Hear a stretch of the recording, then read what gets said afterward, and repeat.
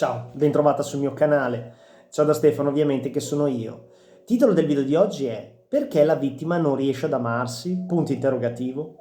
Allora, prima di iniziare ti voglio chiedere se per favore puoi mettere like a questo video, così che mi aiuta a far crescere il canale e potrò continuare a fare video sul narcisismo. Grazie. Seconda cosa, se non l'hai già fatto, ti invito ad iscriverti a questo canale. Qua sotto c'è un pulsante, premilo, così rimarrai sempre aggiornata sui miei video, dove parlerò sempre delle relazioni con narcisisti patologici, come riconoscerli e come gestirli. Chiusa parentesi. Questo video mi è stato richiesto da una ragazza che segue il mio canale, che si chiama Federica, che mi ha chiesto: perché io non mi sento amata, ma soprattutto perché non riesco ad amarmi? Perché non riesco a porre dei limiti agli abusi di un mio ex, non sono riuscita a porre dei limiti? Perché incontro sempre sulla mia strada narcisisti patologici che mi abusano e io non so come gestirli? Questa domanda che mi ha posto Federica è una domanda molto comune che si pongono tutte le vittime, molte vittime di narcisisti patologici. Perché non si riescono ad amare, ma soprattutto perché si fanno abusare pur sapendo che è un abuso? Allora, tieni presente una cosa: i narcisisti patologici, come dico sempre, possono essere sia maschi che femmine e si possono trovare da tutte le parti, in tutti gli aspetti della vita. Amore, può essere il tuo partner narcisista patologico; amicizia, potresti trovare degli amici narcisisti patologici; sul lavoro, magari un collega o il capo, potrebbe essere narcisista patologico, spesso e volentieri il capo; e in famiglia, madre o padre narcisisti patologici oppure fratelli e sorelle. Focalizziamoci su uno dei due genitori. Il padre magari è narcisista patologico, pretende che la figlia o il figlio faccia certe cose e se non le fa mette il muso, se non le fa lo sgrida pesantemente. Se un padre è narcisista patologico e vuole imporre la sua idea di vita al figlio, il bambino, la bambina, cresce in maniera disfunzionale. Cosa significa? Significa che inizia a introiettare, a metabolizzare la bambina, che per avere amore devi dare. E l'amore, secondo la piccola bambina, è sempre sottoposto a un ricatto, cioè tu sei amata solo se arrivi a certi obiettivi. Tu sei amata soltanto se fai certe cose e se non le fai, tu non sei amata. Un padre, magari narcisista patologico, che per una bambina o per un bambino è molto importante, potrebbe mettere il muso per giorni, potrebbe non parlare alla bambina perché lei non ha eseguito i suoi comandi.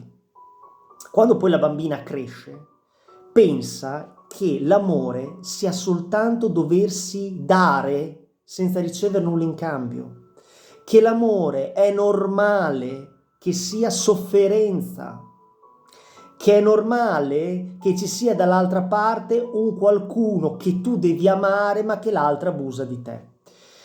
Questa è una cosa che è difficile da metabolizzare perché sono situazioni molto intime che vivi in giovane età, ma purtroppo quando diventi adulto o adulta incontri persone abusanti perché credi che il concetto dell'amore sia soltanto quello, cioè quello che il papà o la mamma abusante ti ha fatto percepire.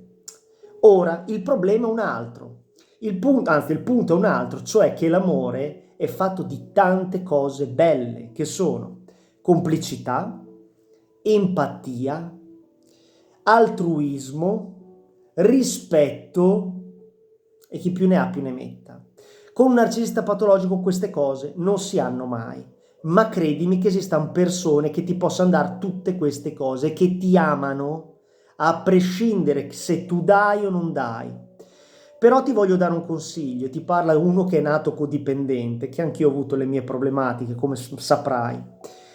Io ho iniziato a porre dei limiti, a porre dei paletti, io li chiamo paletti del rispetto. Chiunque attraversa quei paletti, con me ha chiuso, me ne vado e non torno più. È fondamentale e te lo consiglio di fare. Quando ti senti spesso confusa, ansiosa, sbagliata, vuol dire che ti stai frequentando con un narcisista patologico. Glielo devi spiegare, se vuoi, spiegagli che ti senti così. Se lui non capisce alla seconda volta e continua a farti sentire ansiosa e sbagliata, taglia e non aver ripensamenti, perché tu sei la persona più importante che hai. Amati e rispettati soprattutto, perché senza di te stessa, che sembra chiaramente una banalità, ma molte volte ci scordiamo, senza noi stessi la nostra vita è niente. Quindi noi dobbiamo diventare la roccaforte della nostra vita, il paletti del rispetto contro chiunque. Se una persona è brava e ti rispetta bene, e se non è così, arrivederci, grazie. Questa è la mia opinione e il mio consiglio che ti do.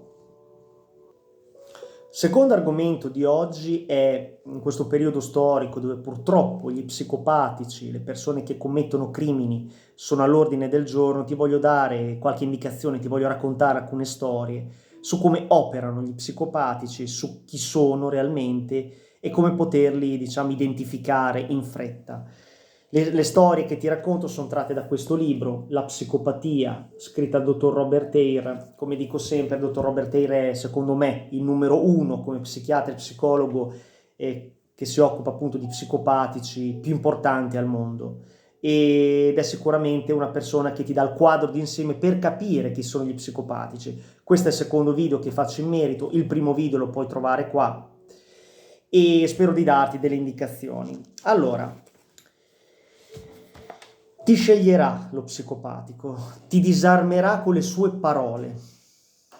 Accendo la luce che si vede meglio. Ti sceglierà, ti disarmerà con le sue parole e ti controllerà con la sua presenza. Ti delizierà con la sua intelligenza, i suoi progetti.